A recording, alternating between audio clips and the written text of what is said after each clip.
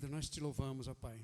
Em nome de Jesus, ó Pai, estamos na Tua presença agora para ouvir a Tua mensagem, Pai querido, para ouvir a palavra, Senhor, que vem, Senhor, da boca do Teu servo, Diácono Anilson, ó Pai, mas que o Teu Espírito Santo, ó Deus, possa, ó Pai, conduzi-lo, ó Pai, da maneira que o Senhor quer, Pai querido. Por isso nós te pedimos em nome do Pai, do Filho e do Espírito Santo. Amém, Jesus. Glória a Deus.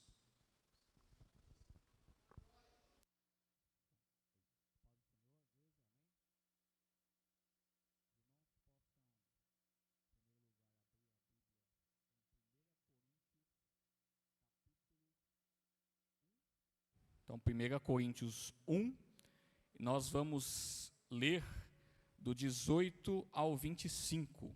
Então, 1 Coríntios capítulo 1, e do versículo 18 ao 25. A palavra inicial aqui, para a gente poder meditar. Então, 1 Coríntios 1, 18, diz assim: certamente a palavra da cruz é loucura para os que se perdem, mas para nós que somos salvos, ela é poder de Deus. Pois está escrito: destruirei a sabedoria dos sábios e aniquilarei a inteligência dos inteligentes. Onde está o sábio? Onde está o escriba? Onde está o questionador deste mundo? Não é fato que Deus tornou louca a sabedoria deste mundo? Visto que na sabedoria de Deus o mundo não o conheceu por sua própria sabedoria. Deus achou por bem salvar os que creem por meio da loucura da pregação. Porque os judeus pedem sinais e os gregos buscam sabedoria.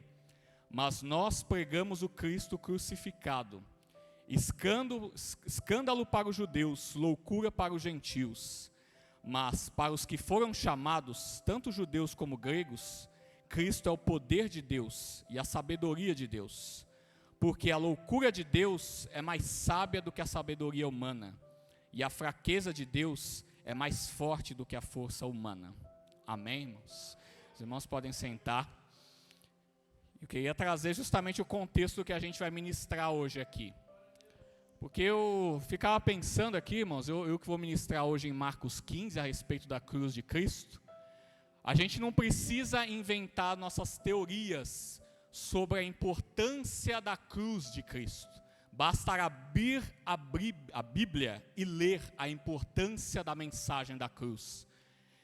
Porque aqui o próprio Paulo fala que, no caso em 1 Coríntios 1, está havendo uma grande divisão na igreja. E a igreja está preocupada se Apolo pega mais, se Paulo pega mais, se Simão Pedro pega melhor, se o batismo tem que ser em água corrente, que nem a gente estava falando, ou no lago, ou é por aspersão, ou por imersão. E a igreja estava lá discutindo essas coisas. E estava havendo grande divisão ali na igreja de Coríntios. Então, Paulo vem resgatar aquela igreja justamente a importância da cruz de Cristo. Porque ele fala ali que pra você ter ideia, Paulo chega ao ponto de dizer: ainda bem que eu não batizei nenhum de vocês, porque vocês estão discutindo isso daí, quando o que importa na verdade é o evangelho da cruz de Cristo. E aí ele vem com esses versículos. No primeiro ele diz: certamente a palavra da cruz é loucura para os que se perdem, mas para nós que somos salvos, ela é o poder de Deus. Então a primeira coisa que eu tenho que explicar, antes mesmo de dar a minha própria mensagem, é que a mensagem que eu vou pregar esta noite é loucura, mas para nós ela é poder. Então, antes mesmo eu tenho que explicar o que eu vou pregar, porque o que eu vou falar não é uma história de um herói simplesmente. Jesus, irmãos, ele está muito além de um herói. Então você precisa entender que não é só bonito a história de Jesus ir para a cruz. Nessa época era vergonha mesmo. Porque é o que ele vai dizer na sequência. Paulo aí em 1 Coríntios 1, 19, diz assim, ó: pois está escrito: destruirei a sabedoria dos sábios e aniquilarei a inteligência dos inteligentes. Porque aquilo que Deus vai fazer, irmãos, aos nossos olhos e aos olhares dos sábios da época, não havia inteligência nenhuma. Morrer para dizer que este é o caminho sofrer para dizer que este é o caminho, se humilhar para dizer que este é o caminho, parece que não há inteligência nenhuma.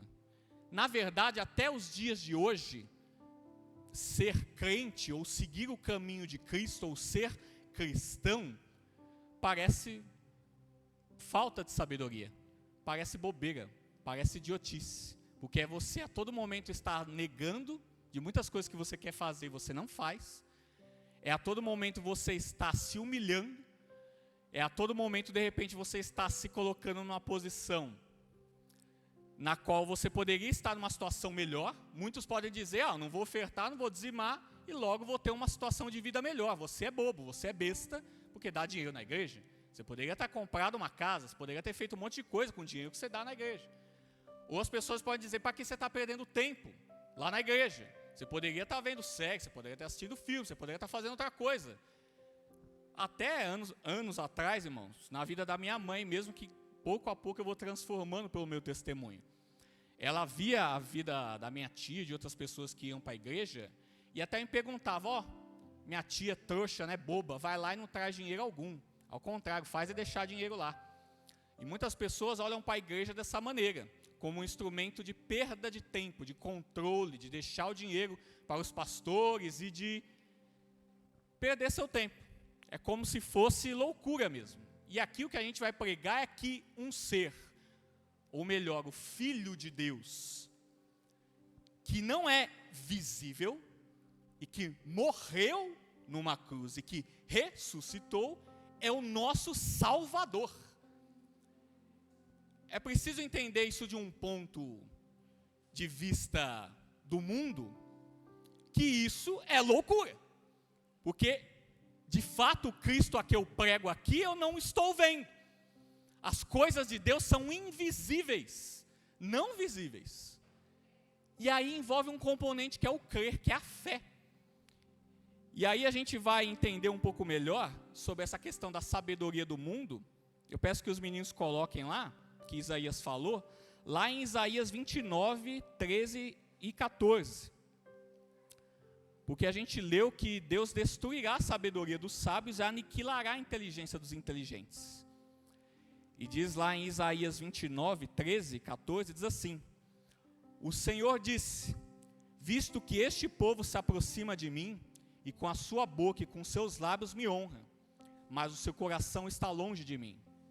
O seu temor para comigo consiste só em mandamentos ensinados por homens. Continuarei a fazer obra maravilhosa no meio deste povo. Sim, farei obra maravilhosa e um prodígio, de maneira que a sabedoria dos seus sábios será destruída, e o entendimento dos seus entendidos desaparecerá. Então vou parar aqui. Quando Paulo fala então que está escrito, destruirei a sabedoria dos sábios, Paulo está falando exatamente de Isaías 29, 13. No qual, neste contexto aqui, o próprio Deus fala que por mais que o povo esteja honrando somente com os seus lábios, mas esteja longe dele, ele vai fazer um prodígio no meio daquele povo. Ele vai fazer com que toda a sabedoria humana caia debaixo da sua sabedoria. E é exatamente isso que vai acontecer na cruz de Cristo. Porque, como Paulo continua pregando lá em 1 Coríntios 1, lá no 20, ele já faz os questionamentos. Ele já faz, e onde está o sábio? E onde está o escriba agora? E onde está o questionador deste mundo? Não é fato que Deus tornou louca a sabedoria do mundo? E aí ele continua, visto que na sabedoria de Deus o mundo não conheceu por sua própria sabedoria.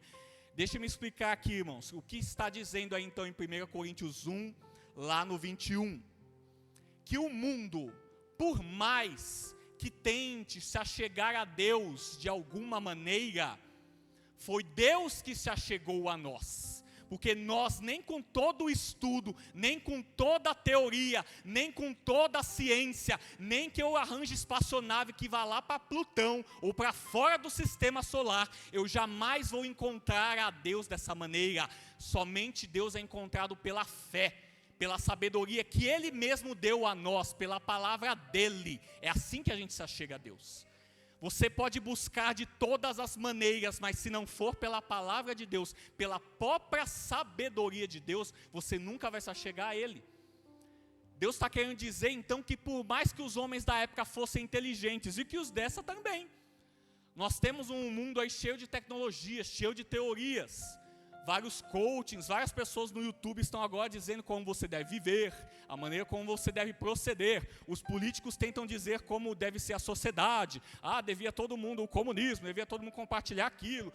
As pessoas tentam dizer o que é o amor. O amor deveria ser indiscriminado, ser um homem, o que importa é o amor. Se é uma mulher, outra mulher, o que importa é o amor. E as pessoas ficam tentando filosofar a respeito de como deve ser a sua vida.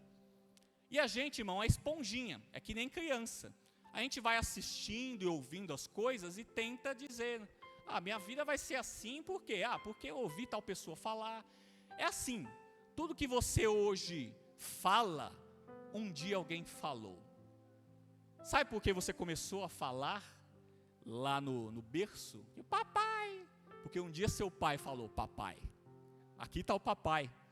E um dia a criança gritou, papai. É assim, irmãos. A criança, ela não, do nada, ela tira o vocabulário dela. Por isso que uma criança que nasce aqui no Brasil fala português. Por isso que uma criança que nasce no Japão fala japonês. A gente vai absorvendo as coisas que andam aí pelo mundo. Mas aí o que Deus fala a respeito da sabedoria do mundo é que por ela ninguém nunca se achegou até Ele. Foi o próprio Deus que fez questão de dar a sua sabedoria, através da loucura de Deus, da pregação da cruz de Cristo. E aí finalizando, para a gente seguir em frente, que essa palavra eu já sei que eu vou fazer em duas partes. Por fim, lá em 1 Coríntios 1, diz que, no 23, diz assim, mas nós pregamos o Cristo crucificado, que é escândalo para os judeus e loucura para os gentios. E agora vamos lá, irmãos. Paulo coloca dois grupos aqui, dos judeus e dos gentios. Eles nos versículos anteriores colocam judeus e gregos. Ele coloca essas duas pontas. Por quê? Porque os judeus eram o povo de Deus, o povo escolhido, o povo que já conhecia o Deus de Israel. E os gentios, os gregos e os demais são pessoas que criam em outros deuses, são pessoas que estavam fora da aliança com o Deus do Antigo Testamento, que a gente fala hoje. E aí, aqui no 23, ele diz que Cristo crucificado é escândalo para os judeus. Então perceba bem, a narrativa de um homem que morreu na cruz, para os crentes da época, para aqueles que criam em Deus e que sabiam a Bíblia de cor mais do que eu e você, só para ficar claro, ao falar que o Filho de Deus foi morto e crucificado, isto era escândalo para eles. Era uma vergonha isso. Por quê? A gente vai ler. A Bíblia tem resposta para tudo isso, irmãos. Paulo não joga uma coisa e fica no ar, né? Deuteronômio, capítulo 21. Nós vamos ler dois versículos, Deuteronômio 21 e o versículo 22 e o 23. Deuteronômio 21, e a gente vai ler o 22 e o 23, que diz assim, se alguém tiver cometido um pecado que é passível da pena de morte, e tiver sido morto, e vocês o pendurarem no madeiro, o seu cadáver não deve permanecer no madeiro durante a noite. É preciso sepultá-lo no mesmo dia, pois o que for pendurado no madeiro é maldito de Deus. Assim vocês não contaminarão a terra que o Senhor, seu Deus, lhes dará por herança. Então, qual que é a associação, em primeiro lugar, que a gente tem aqui? Já da época de Moisés, hein? A gente está falando da época de Moisés, aqui. Que assim como foi dito, aquele que tiver cometido um pecado e for passível de pena de morte, e for pendurado no madeiro, aquele deve ser considerado o quê? O maldito de Deus. E aí, muitas pessoas podem pensar, nossa, que grave, né? Será que Cristo é o maldito de Deus? Vamos ler. Gálatas 3, versículo 13 e 14. Gálatas 3, versículo 13 e 14, que diz assim: Cristo nos resgatou da maldição da lei, fazendo-se Ele próprio maldição em nosso lugar.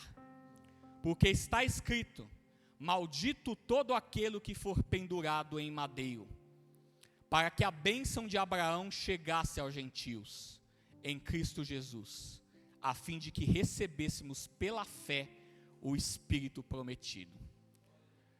Vocês entenderam o que acabaram de ler agora?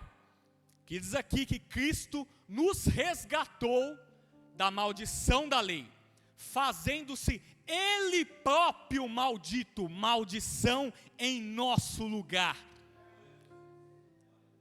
A cruz da qual eu vou falar não era para Ele, mas Ele assumiu ela em nosso lugar.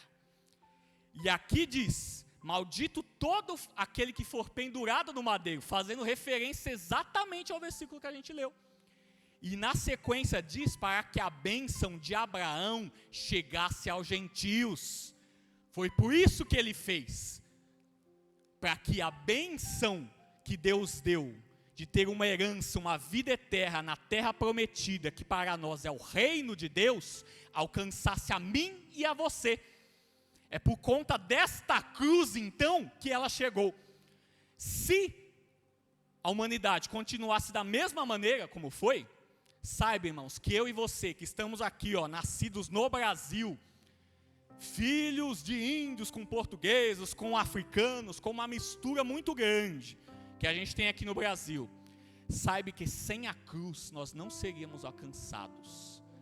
É através da cruz que a bênção chegou até nós.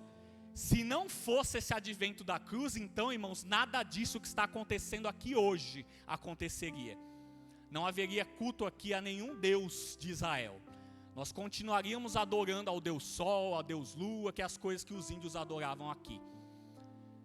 Então, a mensagem da cruz, irmãos, muitos falam aí que ela é uma mensagem tão libertadora, que ela é até difícil de ministrar.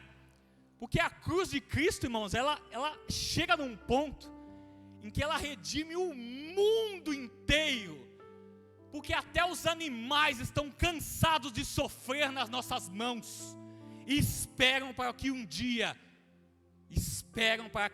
Cristo volte e acabe tudo isso. Alguns pregadores dizem que até o sol se esforça para raiar o brilho dele em nós, porque nós não merecemos mais. Porque Deus um dia fez o sol e a lua para iluminar o Éden, onde não havia pecado e onde o homem cuidava da natureza assim como ele mandou. Mas o homem desobedeceu, e aquilo que Cristo deu em nossas mãos para ser mordomia, como a gente estava falando aqui no estudo, para nós cuidarmos, nós não cuidamos. E agora até a natureza comemora a cruz de Cristo. E até a natureza acredita que um dia Cristo vai voltar e que nós finalmente, que hoje somos pecadores, vamos ser lavados por completo. E aí haverá perfeição. E assim haverá um mundo, um reino de Deus perfeito. Então até o mundo inteiro, tudo depende desse momento que é a cruz de Cristo. Estava tudo ali, até quando Cristo, irmãos, para ter ideia, avançando só um pouco lá para frente, entregou o seu Espírito, houve grande trevas, houve tremor na terra. A própria terra respondeu à entrega do Espírito do Filho de Deus. Os céus se escureceram.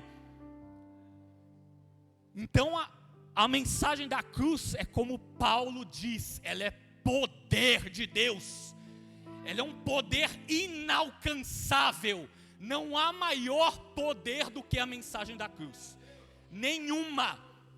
E é através disso, eu sei que a mensagem é muito longa, irmão, só estou começando, mas eu sei que essa palavra me dá confiança, porque ele fala, é pela pregação da palavra, é pela pegação, porque ela é loucura. Nem adianta entender o que eu vou falar aqui. Que o Espírito Santo aqueça o seu coração e você possa abrir os ouvidos e entender o que Cristo vai fazer por nós. Aqui em Marcos 15, vamos lá para Marcos agora. Já que a gente entrou nesse ponto, vamos lá para Marcos. Porque a gente parou justamente no ponto em que Jesus era zombado pelos soldados, e aí levaram-o para fora para o crucificarem. Então lá em Marcos 15, versículo 20, só para a gente pegar o contexto, Marcos 15, versículo 20, diz assim: depois de terem zombado dele, tiraram-lhe o manto púrpura e o vestiram com suas próprias roupas. Então conduziram Jesus para fora, a fim de o crucificarem. E agora continuando, que é a mensagem de hoje. E obrigaram Simão Sirineu, que passava vindo do campo, pai de Alexandre e de Rufo, a carregar a cruz de Jesus. E levaram Jesus para o Gólgota, que quer dizer lugar da caveira. Vamos pegar essas primeiras observações de Marcos aqui então, irmãos. Que Jesus foi humilhado e que Jesus foi levado para fora agora para seguir o caminho da crucificação. Para onde? Para um lugar chamado lugar da caveira, o Gólgota. Só que a gente lê no 21 aí, passou um certo homem, Simão Sirineu, que ele vinha do campo, e ele é pai de Alexandre e de Rufo, e obrigaram-no a carregar a cruz de Jesus. Primeiro ponto, irmãos, este homem aqui, Simão Sirineu, certamente a gente fala que ele é um judeu da diáspora, um judeu que não vivia ali em Jerusalém, mas vivia na cidade de Cirene, uma cidade distante dali. E aí vinha todos os anos, como era o caso aqui, participar das festividades.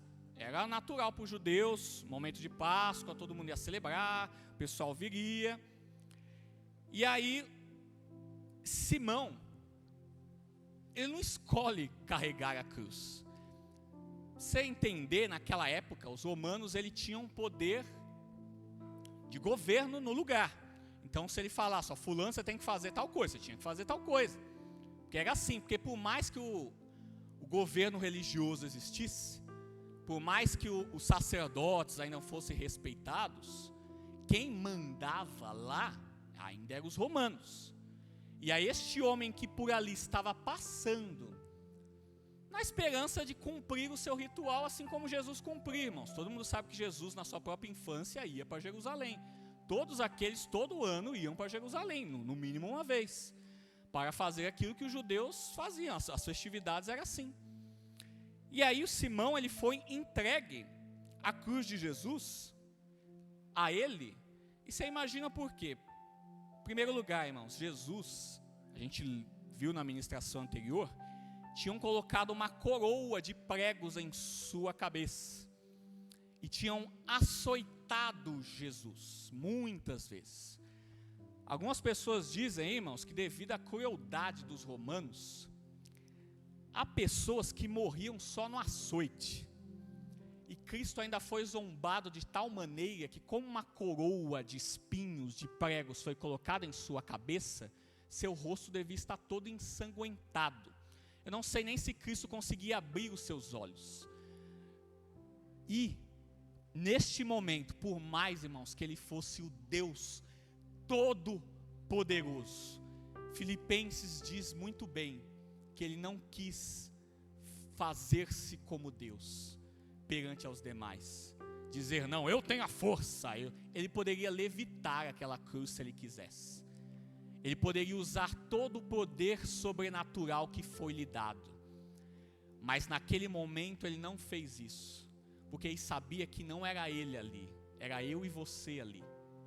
Se ele fizesse algo a mais que eu e você não pudéssemos fazer, ele já estaria apelando ao poder dele. E aquela cruz já não seria mais a minha e a sua, entende?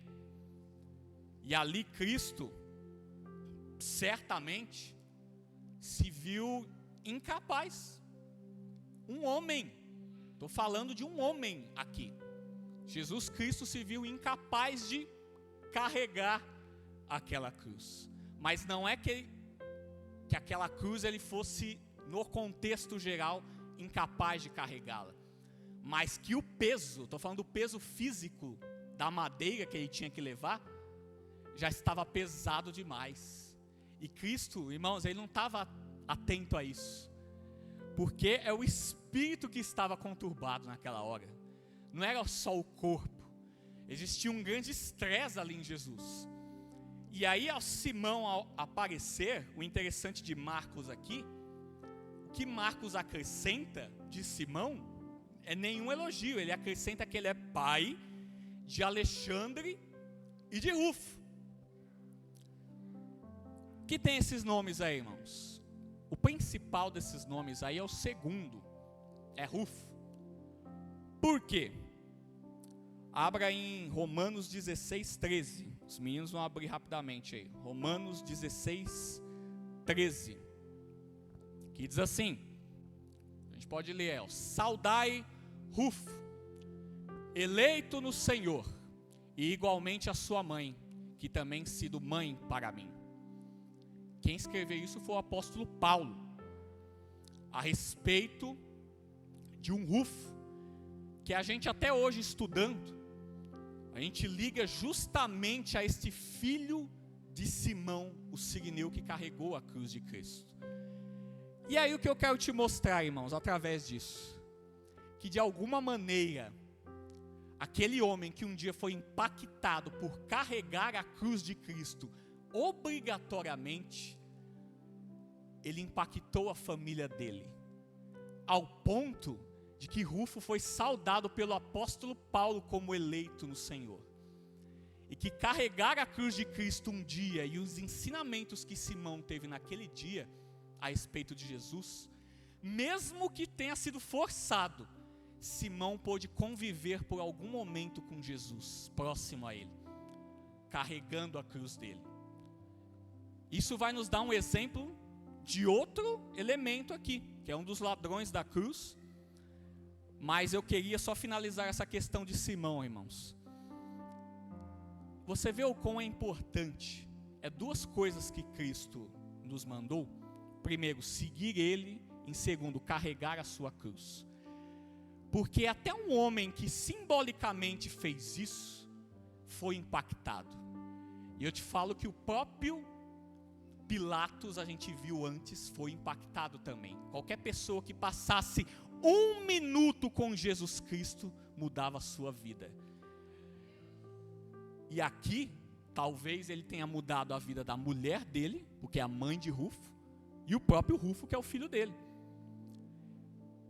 Então, Simão carrega essa cruz, ajudando a Jesus a levarem ao Gólgota, que quer dizer lugar da caveira. Por que isso aí, irmãos? Em primeiro lugar, a gente não pode viajar muito. A gente tem que se manter no contexto bíblico. E lugar da caveira, muita gente pode pensar de tudo. Mas tem duas hipóteses bem simples. A primeira é arqueológica. A primeira vem de tempos recentes, em que olhando para um lugar lá em Jerusalém, se observava um formato de uma caveira, pela forma das rochas. Isso aí foi descoberto recentemente. Porém, é importante eu dizer, a gente não pode saber se na época estava assim. A gente sabe que até aqui no Brasil as coisas se movimentam, né? As rochas vão mudando, né? Com o tempo. Mas hoje lá em Jerusalém existe uma formação rochosa em que você enxerga uma caveira lá. E as pessoas tentam dizer, aquilo é o Gólgota. Enfim. E o que é mais relevante é a gente olhar o lugar da caveira pelas circunstâncias do que está acontecendo aqui. Jesus está indo lá para fazer uma festa, irmãos? Não. Jesus está indo lá para casar? Não. Jesus está indo lá para uma festa de aniversário? Não está. Jesus está indo lá para ser morto e crucificado e condenado. E aí, lugar da caveira não é à toa, né? Sabe por quê? O que acontecia com as pessoas que eram crucificadas? O show de levar a cruz até o local, ou levar parte da cruz, nem que seja até o local, era um grande show para a cidade. Aquela pessoa se humilhando, arrastando a cruz. Mas uma vez que a pessoa fosse pendurada na cruz, a galera olhava ali, zombava um pouco e daqui a pouco cansava. Sabe por quê? Porque a pessoa não morria ali na hora. Demorava. E aí uma hora é que nem filme de terror, é que nem cena de escárnio. Uma hora a pessoa de tanto assistir outros condenados na cruz mesmo, viu, irmão? Uma hora a pessoa de ficar 1 hora lá, 2 horas, a pessoa não morre. Porque o objetivo da cruz não era matar imediatamente. Era fazer a pessoa sofrer. Até o ponto de que as autoridades e os soldados esqueciam as pessoas lá. Deixavam lá. Até o ponto que as pessoas morriam e seu corpo entrava em estado de decomposição e ainda estavam lá. O lugar da caveira aqui, então, não é por motivos bonitos. É por motivos de que ali havia muitos cadáveres. Que ali era um lugar de morte. Era um lugar que até o próprio Jesus Cristo, quando foram avisar o governador Pilatos que ele já morreu, ele nem sabia. E ele ainda mandou ir lá para ver. Então é para você entender que os que morriam ali não valiam mais nada. E assim como os judeus criam, aqueles eram os malditos de Deus. Nada valiam, ao ponto de que eles eram levados para fora da cidade. E foi assim que Jesus Cristo foi levado para uma cruz. Não foi para uma glória aparente. Foi para uma humilhação, irmãos. Uma humilhação tremenda, da qual ninguém quis ver. Cristo estava abandonado, Cristo estava sangrando, Cristo estava fora da cidade. Cristo estava agora pendurado numa cruz. E aí, no versículo 23 diz assim: que quiseram dar-lhe para beber vinho misturado com mirra, mas Jesus não aceitou. Então o crucificaram e repartiram entre si as roupas dele.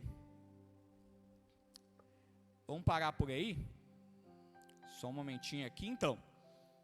Então o que ocorre é que, em primeiro lugar, queriam dar para Jesus beber vinho misturado com mirra. Porém, Jesus não aceitou. Aqui não é dito que Jesus falou alguma coisa. Jesus simplesmente pode ter dito que, enfim, não aceitaria aquilo. Importante dizer, em primeiro lugar, irmãos, que as pessoas sofriam tanto ali, mas sofriam tanto ali, que há várias teorias para esse vinho aqui. Uma delas é servir como uma espécie de um analgésico, uma maneira dele sofrer menos. Mas Cristo não quis. Cristo não quis isso, irmãos. Porque uma vez que a obra dele era sofrer por mim e por você, ela haveria de ser concluída. Sem estratégias, sem aquilo que ele ordenou que fosse. Porque Cristo, ele escolheu morrer assim, e a gente já falou disso aqui. Cristo escolheu morrer crucificado, não é que ele foi condenado a ser crucificado. E assim ele seguia. E a gente vê no 25, que eram 9 horas da manhã quando o crucificaram. E a inscrição com a acusação contra ele dizia: o rei dos judeus. E com ele crucificaram 2 ladrões, um à sua direita e outro à sua esquerda. E o 28 diz assim: se cumpriu o que a escritura diz, com os malfeitores foi contado. Então, que o versículo 26 diz que a inscrição com a acusação contra ele dizia: o rei dos judeus. Essa era a acusação que tinham contra Cristo. É interessante, né, irmãos? Cristo, quando todos que eram crucificados eram colocados com faixas, assassino, estuprador, violentador. A gente pode colocar várias aí inscrições de crimes possíveis. Até hoje na lei do Brasil aí tem 1 milhão de crimes possíveis de condenação. Mas aquele a qual Cristo foi rotulado foi de ser rei. Essa era a acusação dele. Rei dos judeus. Referência ao quê? Não se lembra aquela discussão que Cristo teve com Pilatos? E Pilatos perguntando, então você é rei? Você é o rei dos judeus, como estão falando por aí? Cristo disse, é você quem disse. Essa então, como Pilatos, irmãos, não viu com que acusá-lo, as ordens certamente eram de Pilatos para fazerem as marcações. A marcação que foi dada ao nosso Senhor Jesus foi de rei dos judeus. Os judeus mal sabiam, irmãos, porque assim como nós lemos, a sabedoria deles não foi capaz de alcançar a sabedoria de Deus. Mas o que foi crucificado como rei, era rei de verdade. O rei dos judeus ali, não era só dos judeus, assim como Jesus fala. Ele veio para um reino que não é deste mundo, para um reino que é maior do que tudo aquilo. E Jesus, aquilo que é motivo de ser vergonha, na verdade, era só uma das coisas que ele era. Realmente, ele era rei dos judeus. E não pôde ser então pregado na cruz de Cristo uma mentira a respeito dele. Só pode ser pregado um pouco da verdade, que ele realmente era rei dos judeus. E aí diz também que com ele foi crucificado 2 ladrões, um à sua direita e outro à sua esquerda. Só para ficar claro aqui, irmãos, e é o que eu falei lá no começo, que a morte por cruz não é uma coisa exclusiva de Jesus. Então é com isso que eu fico indignado, porque muitos se preocupam em carregar o símbolo da cruz. Deixa eu te explicar para você, o símbolo da cruz é o que tem aqui na minha Bíblia, por exemplo, tá vendo? É o símbolo da cruz. Não é assim que a gente compra as camisas, faz evangelismo, com o símbolo da cruz. Mas, irmãos, a cruz é um instrumento de tortura comum, em que outras pessoas também morreram pela cruz. Mas só um deles era nosso Deus. E só um deles carregavam a mensagem da cruz. Então é muito mais importante aqui eu carregar a mensagem da cruz do que o símbolo da cruz. Porque o símbolo da cruz todo mundo carrega. Você pode comprar um terço por R$5 que tem o símbolo da cruz. Mas a mensagem da cruz poucos carregam. Porque essa é pela fé. É nos nossos corações. É escrita aí em mim e em você. A mensagem da cruz então ela é pesada. Mas eu e você devemos carregar ela. Porque a cruz em si era um instrumento que outros 2 no mesmo dia em que Jesus foi crucificado também foram crucificados. Outras 2 pessoas morreram crucificadas, tá bom? E aí eu vou fazer um paralelo interessante. Porque Jesus lá em Marcos 8, vamos pegar em Marcos 8, dizia assim, Marcos 8, 34, que então convocando a multidão e juntamente os seus discípulos, Jesus lhes disse, se alguém quer vir após mim, negue-se a si mesmo, tome a sua cruz e siga. Foi isso que Jesus disse. E aí o que ocorre lá na frente? O que ocorre lá na frente é que Tiago e João vão perguntar para Jesus, lá no capítulo 10 de Marcos, Marcos 10, no versículo 37, fica com os 2 versículos em mente aí, ó, Marcos 10, versículo 37. Eles responderam, permita-nos que na sua glória nos assentemos um à sua direita e o outro à sua esquerda. Então deixa eu explicar para vocês aqui. Tiago e João então queriam que na glória de Cristo eles estivessem à direita e à esquerda de Cristo. Mas, irmãos, ninguém esteve, além dos ladrões na cruz, ao lado de Cristo, um à direita e outro à esquerda, na humilhação de Cristo. Não é só na glória que nós devemos estar ao lado de Jesus, é na sua humilhação também, carregando a nossa cruz. Porque até 2 ladrões que nada sabiam desse Jesus, um deles foi impactado por Jesus naquela hora. E um deles fez aquilo que Tiago e João não fizeram. Carregaram a cruz e estiveram um à direita e outro à esquerda de Jesus. Tiago e João queriam estar na glória, mas foram 2 ladrões que carregaram a cruz e estiveram no momento de dor, no momento de seguir aquilo que eles não sabiam que Jesus havia falado. Mas Jesus um dia mandou eu e você carregarmos também a cruz. Por isso que a mensagem da cruz é tão importante, porque Jesus diz que se alguém quiser vir após mim, vai ter que carregar a cruz. E detalha mais, ele diz: siga-me. Seguir os passos de Cristo, então, inclui isso aqui que a gente está lendo essa noite. Porque isso aqui que nós estamos lendo, irmão, se é o caminho que Jesus utilizou para a glória e para ressuscitar dentre os mortos, se esse é o caminho, é esse que eu tenho que seguir.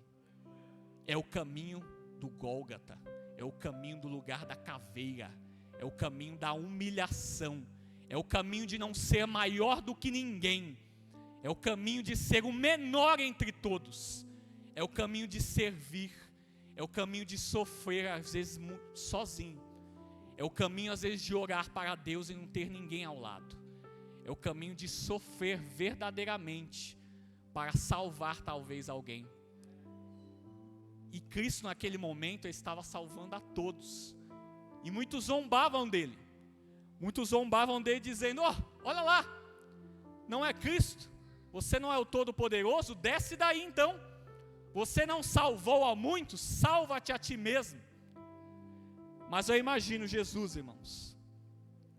Eu imagino Jesus ali naquele momento em que muitas pessoas zombavam dele, dizendo: salva-te, você não é o Cristo?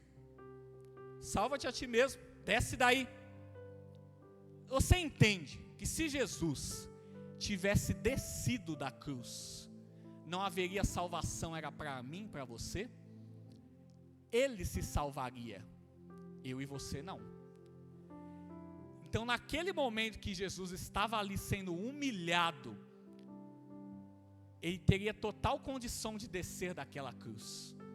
Ele teria total condição de pegar os pregos que foram pregados em suas mãos e em seus pés e arrancá-los e levá-los para longe e chamar todos os anjos e dizimar Jerusalém e acabar com todos se quisesse.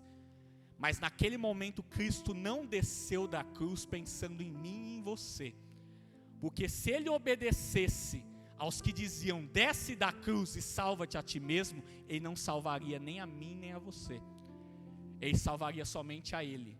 E não foi essa a obra que ele veio cumprir.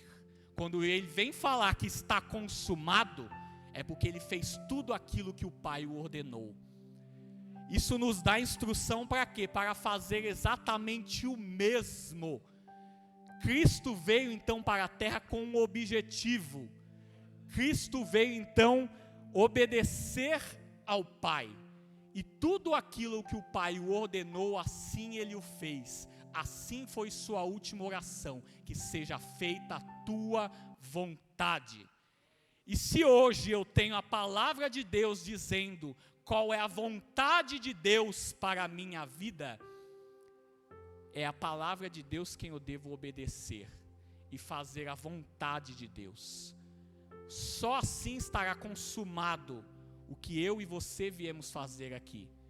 E a primeira coisa a qual Cristo diz é que para seguir a Ele e para estar aqui de frente ao nome dEle, eu e você temos que tomar a nossa cruz.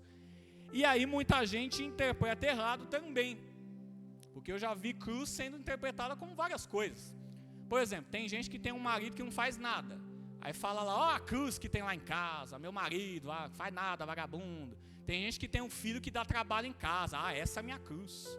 Tem gente que tem dificuldade no trabalho também, ai meu Deus, esse trabalho é uma cruz, foi isso que Cristo me deu como a minha cruz. E aí você fica achando que cada coisa que você acha na vida, uma dificuldade comum, é a sua cruz. Mas irmãos, casar, ter filho e ter trabalho é sua obrigação. Isso não é a obra que a Bíblia veio trazer como revelação especial. Se um dia você estiver indo para a Arábia Saudita, estiver pregando o evangelho aos árabes e estiverem te perseguindo como AK-47 e atirando em você, talvez aí sim você possa dizer, está aí a minha cruz. Mas enquanto isso, nada que você considera como dificuldade neste mundo é sua cruz.